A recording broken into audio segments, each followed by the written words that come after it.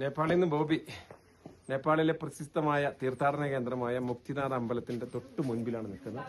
ഇതാണ് guide. Welcome to Muktinath temple. ടെമ്പിളിന്റെ പരിസരമാണ് ഈ കാണുന്നത്.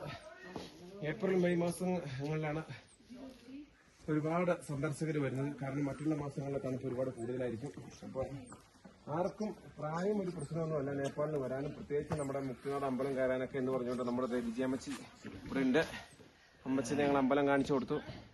അപ്പൊ ഇതേപോലെ വയസ്സായവർക്കൊക്കെ ഇനി ആഗ്രഹങ്ങളും മോഹങ്ങളും ഒക്കെ ബാക്കിയുണ്ടെങ്കിൽ എത്രയും പെട്ടെന്ന് തീർക്കുക.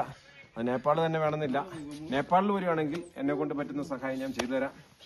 ആരും പോരെ. അപ്പോൾ ഇതാ എത്രയോ സ്റ്റെപ്പ് നമ്മൾ കയറണം കേട്ടോ. ഇതാണ് സ്റ്റെപ്പ്. എത്രയോ സ്റ്റെപ്പ് നമ്മൾ അവിടെ കയറണം. നമ്മൾ താമസിച്ച ഹോട്ടൽ അവിടെയാണ്. ഇന്ന് വെതർ എത്ര ക്ലിയർ അല്ല, അല്ലെങ്കിൽ ഹിമാലയ എല്ലാം നല്ല വിസിബിൾ ആയേനെ. അപ്പൊ നമ്മുടെ ക്യാമറമാനും ഇവിടെ ഉണ്ട്. ക്യാമറമാൻ രാമേന്ദ്രൻ സാറും